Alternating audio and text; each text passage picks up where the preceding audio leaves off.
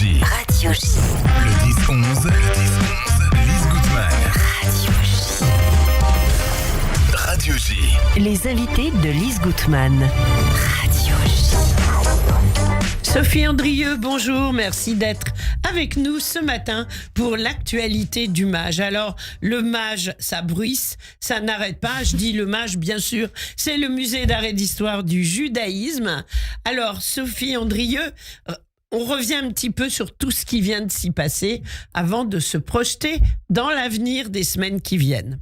Bonjour Lise Guttmann. Hier, justement, l'auditorium était comble pour la projection du film Le D-Book de Miral Wachinsky. Oui. Film donc, dont on avait parlé déjà à cette antenne. Vous il y avez a fait des quelques malheureux semaines. parce que tout le monde n'a pas pu venir. Alors vous savez qu'on a dû rajouter Oui. une séance à 15h30 Je qui sais. était comble également. Mais ne vous inquiétez pas, le D-Book ne s'arrête pas à l'exposition et étant donné l'intérêt du public et aussi la qualité incroyable du film, sans doute qu'on organisera d'autres projections. Formidable. Mais on était vraiment heureux de revoir ce chef-d'œuvre du cinéma Un yiddish, chef-d'œuvre. présenté par Serge Bromberg, qui est vraiment l'artisan de la restauration du film.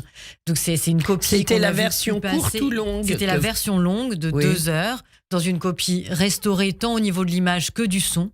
Donc on a pu, pour la première fois, dans une salle de projection, entendre les voix yiddish de manière extrêmement pure et c'était vraiment sublime. Pour les personnes donc qui n'ont pas pu assister à la projection, le film existe en DVD, uniquement en vente à la librairie du Mage. Donc C'est dépêchez-vous génial, parce qu'ils oui. sont C'est édités le coffret en ou nombre c'est limité. juste le Non, c'est film pas le coffret, c'est juste le film. Juste le coffret, le film, on est y épuisé court. aussi. Voilà, Oui, on y court. courez-y. Bravo.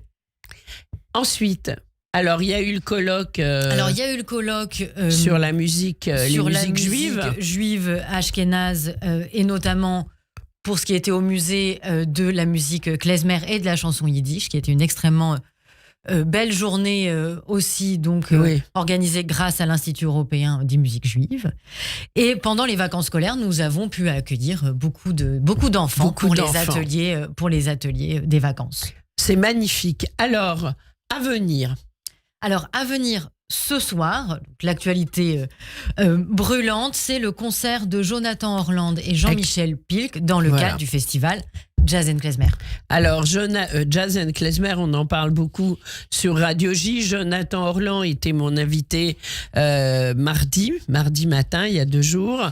Et c'est vrai c'est un saxophoniste exceptionnel. Je pèse mes mots, il est extraordinaire et le concert va être sublime. Il faut réserver, il reste des places. Alors, il reste des places. Vous pouvez venir. C'est à quelle heure? Je Ce m'excuse. soir, c'est à 20h. Oui. Vous pouvez venir sans avoir réservé, même si c'est plus prudent d'acheter votre place avant.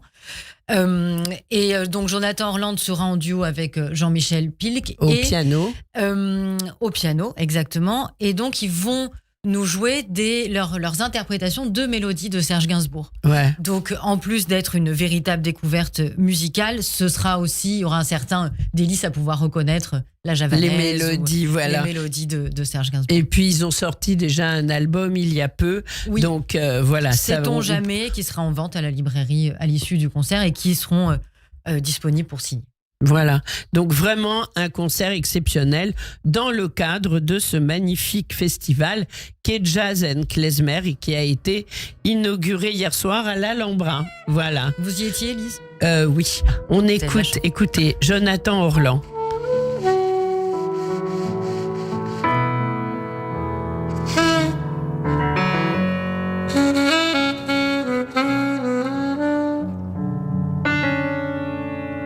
Donc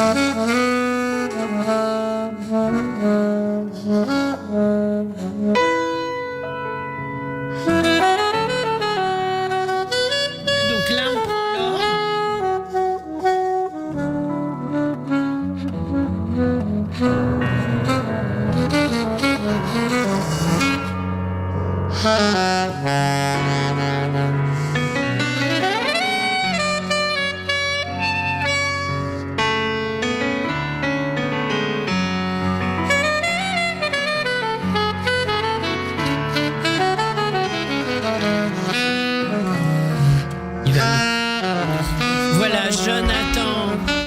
Jonathan Orlan, qu'on retrouve ce soir au musée d'art et d'histoire du judaïsme à 20h. À 20h. Voilà. Alors Sophie, je vais vous proposer de mettre le casque.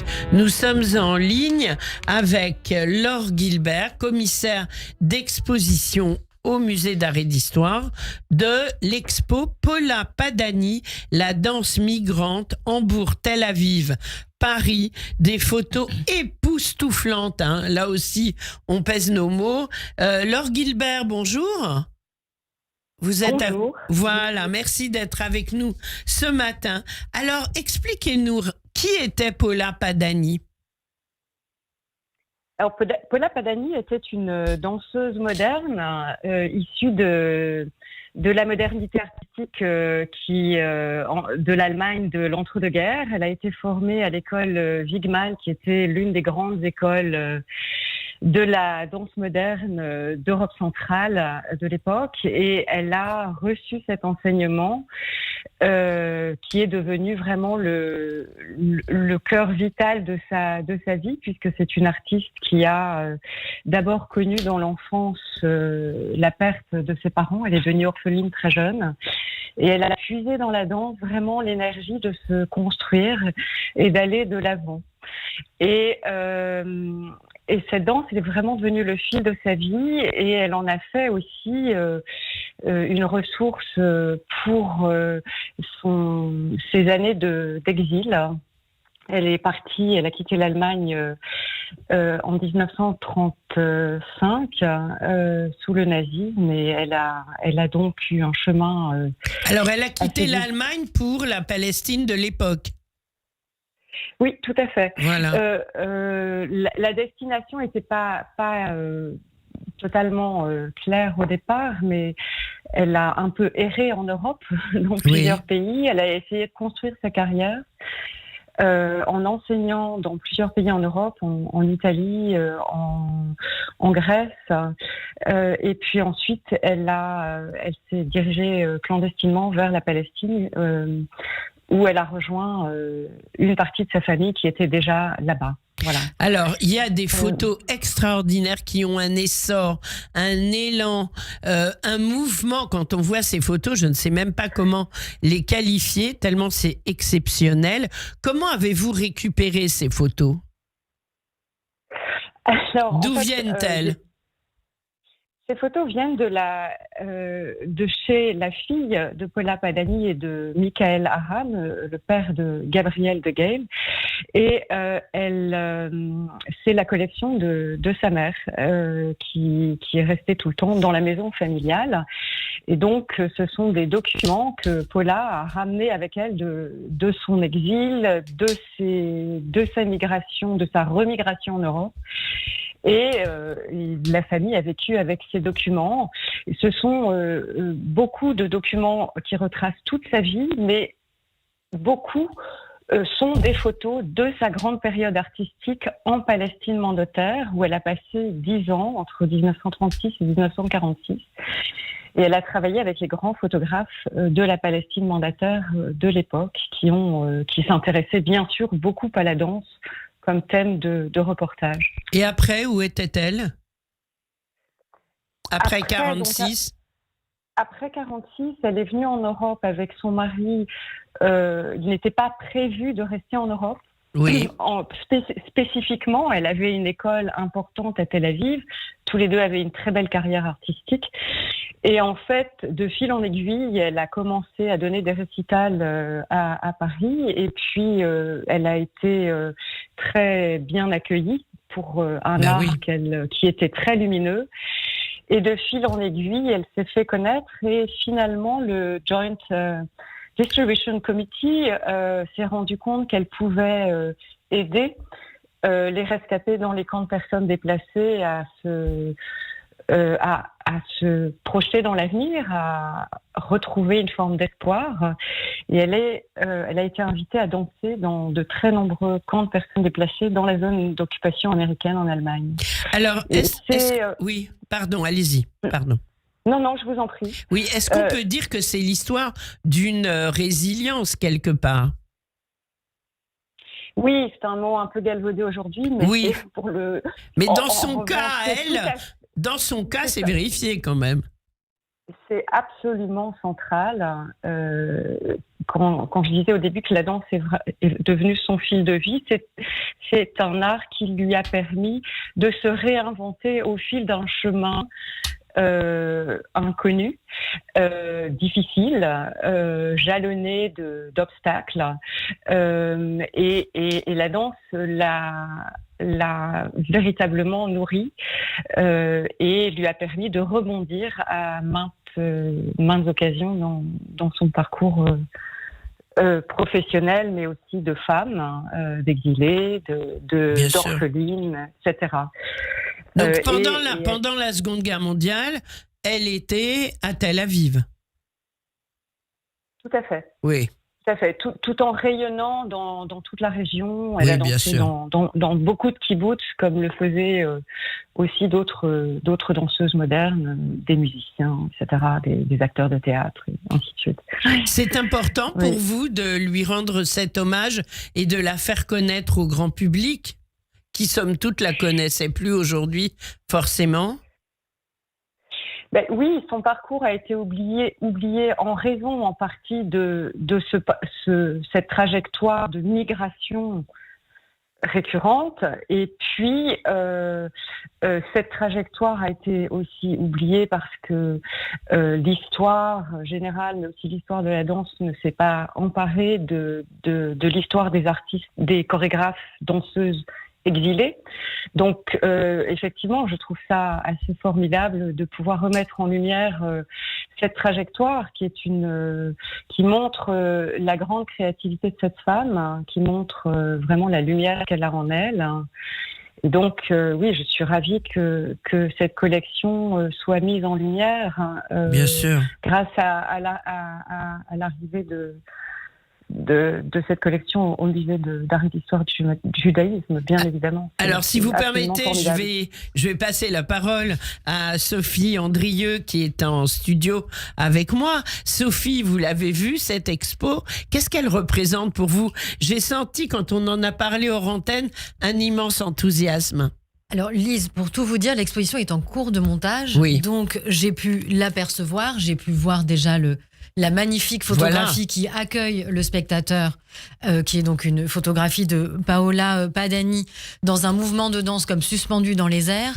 Et il est vrai que cette exposition nous enthousiasme beaucoup, déjà parce que ça nous permet de faire découvrir ou redécouvrir une figure de la danse inconnue qui est sublime. Et cette exposition est un véritable bijou parce qu'il nous montre plus de 300 documents, autant des photographies, des extraits de vidéos, des images d'archives extrêmement précieux et qui nous font découvrir tout un monde. Voilà la Et surtout, personnalité de cette jeune je femme. pense qu'elle va vraiment irradier sur autant les visiteurs que l'équipe du musée pendant presque une année où elle sera exposée dans les Alors, foyers ça de commence l'auditorium. quand? Ça Ça commence la semaine prochaine. Donc, le vernissage a lieu mercredi 13. Et le soir du vernissage, nous proposerons à l'auditorium une rencontre avec Laure Gilbert, que nous venons d'entendre, avec Gabrielle Degaille, donc, qui est la fille de Paola Padani, et également Nathalie Co, qui a travaillé sur le théâtre et la danse dans les camps de personnes déplacées. Donc, chose qu'a pu faire pendant ça va être plusieurs passionnant. années, Paola Padani. Voilà, ça va être absolument passionnant. Vous êtes toujours avec nous, Laure Gilbert? Bien entendu. Voilà. Laure, vous la connaissiez avant que sa fille propose tous ces documents? Oui, absolument. J'ai eu la chance de rencontrer Paola Padani et sa famille dans les années 90. Ah et oui. nous nous sommes jamais quittés. Ah oui, c'est formidable. Donc, oui, j'ai beaucoup échangé avec elle et son mari. Je suis venue leur rendre visite régulièrement dans leur atelier du 14e arrondissement. Et j'ai donc reçu directement d'elle une forme de transmission, bien sûr. Ah oui, formidable. Donc vraiment une expo à ne pas rater qui commence le 14 novembre, c'est-à-dire la semaine prochaine. Une expo qui va faire du bien, qui va enthousiasmer le public, j'en suis sûre, avec ces documents, ces photos absolument exceptionnel. Merci beaucoup, Laure Gilbert, d'avoir été avec nous. Et on vous retrouve au MAGE, bien sûr, pour cette exposition Paola Padani, la danse migrante, Hambourg, Tel Aviv, Paris. Bonne journée à vous. Merci. Merci beaucoup. Au revoir. Alors, Sophie Andrieux, donc, 14 novembre. On continue un peu à donner le programme du MAGE. Le 14 novembre, nous aurons, en plus donc d'ouvrir l'exposition Paola Padani, une après-midi et une soirée consacrée donc au grand écrivain de langue yiddish juif américain, Isaac Bashevis Singer. Oui. C'est un projet qui nous a été proposé par la psychanalyste Eva Weil. Oui. Donc l'après-midi, nous recevrons des universitaires pour nous parler de la littérature et de la langue d'Isaac Bashevis Singer. Notamment, il sera question des romans comme Le Magicien de Lublin ou Ombre sur l'Hudson, ou aussi quelle est la place de la catastrophe dans les romans d'Isaac Bashevis Singer. On parlera aussi des langues, de sa langue yiddish et du fait qu'aussi nous, on ait pu lire Singer traduit à partir de l'anglais. Oui. Et ça, pour nous en parler, parce nous qu'il a recevrons écrit Arnaud évidemment Bicard. toute la première partie de ses livres est en yiddish, mais ensuite on sait que il a écrit en anglais avec l'aide de la traductrice, et l'anglais c'était vraiment lui. C'était Tout à fait. premier jet en anglais aussi. On peut dire qu'il est vraiment entre deux langues, en fait. Voilà, et, entre deux mondes, entre deux langues. Tout à fait. Parfaitement. pour c'est reprendre vrai. le titre d'une de nos expositions. Oui. Et le soir, pour poursuivre cette immersion dans l'œuvre d'Isaac Bashevis Singer, nous présenterons un film qui est incroyable, enfin que moi j'aime beaucoup, qui s'appelle Enemies, une histoire d'amour de Paul Mazursky, qui a été réalisé en 1989. Oui. C'est un film américain, donc qui est une adaptation du roman Enemies d'Isaac Bashevis Singer, et qui est extrêmement réjouissant déjà par son personnage principal, qui s'appelle Herman Broder, qui vit à New York en 1949 et qui est tiraillé entre trois femmes. Sa seconde épouse polonaise qui l'a sauvé pendant la guerre, avec qui il est parti aux États-Unis. Son amante assez fantasque qui s'appelle, je crois, de mémoire Masha, et Tamara, sa première femme qu'il pensait disparue, mais en fait qui revient et qui le cherche. Voilà, donc on redonne la date, ce sera au musée. Ce sera jeudi 14 novembre. Alors le colloque est annoncé déjà complet, vous avez été très nombreux à réserver des Ah, places. c'est incroyable. Mais étant donné que c'est gratuit, parfois vous êtes aussi très nombreux à ne pas venir au dernier moment. Non, alors là, Donc, on arrête. n'hésitez pas. Voilà, quand on réserve, on vient. Voilà. On ne fait pas le coup au musée parce que d'abord, pour les gens qui travaillent pour faire ces expositions, pour faire des conférences, ils travaillent, ils préparent, ils n'ont pas envie d'en parler devant une salle vide. Oui, Donc, alors c'est ça n'arrive important pas. de le Lise. dire. Il y a Non, quand ça même du n'arrive monde. pas, Sophie, mais il faut le dire. Mais disons que des personnes qui au dernier moment auraient envie de venir, ça les freine et c'est dommage. Bien sûr. Donc, pour ceux qui n'ont pas réservé, quand même, je vous invite à tenter votre chance. Voilà. Jeudi après-midi et à venir au musée. Magnifique. Puis si jamais il n'y a plus de place, vous pourrez aller voir l'exposition d'e-book ou découvrir l'exposition Paola Padani. Le D-Book, c'est jusqu'à quand? Le d'e-book, c'est jusqu'au 26 janvier. D'accord. Et on le a encore soir, la le temps. projection du film Enemies est à 19h. Il reste des places. Et en plus, à l'issue de la projection, on vous propose de partager un verre pour poursuivre ce moment, qui est un verre qui sera offert par l'Agence des Enfants Rouges. Donc on les remercie Voilà. beaucoup. Super. Ça n'arrête pas, hein. Ça n'arrête pas et le mois de novembre sera loin d'être terminé. Car, vous savez, Lise, il y a en ce moment la saison France-Lituanie dans de nombreux Mais lieux oui, culturels, bien sûr. donc, en France et notamment à Paris. Je crois que ce week-end, justement, c'est la Maison de la Culture Yiddish qui consacre toute sa programmation à la Lituanie. Et donc, nous, ce sera le dimanche 24 novembre et le mardi 26 novembre, où nous recevrons donc des acteurs de la vie juive en Lituanie. Également, l'artiste contemporaine Esther Shalev-Gertz. On vous projettera aussi un documentaire sur la synagogue de Vilna. Donc, un riche programme aussi Voilà, qui un va programme nous incroyable. emmener en Lituanie. Vraiment, un programme incroyable. Alors, le MAGE, donc, l'adresse. 71 rue du Temple, Pour Paris réserver, 3e. pour réserver, on va sur mage.org, si je me souviens bien. Tout à fait. MAJ.org. Et puis, évidemment, si on va sur mage.org, on a le téléphone, on a tout. Oui, vous pour pouvez réserver. aussi téléphoner Voilà. le mercredi et le jeudi. Exactement. Donc, quelle actualité.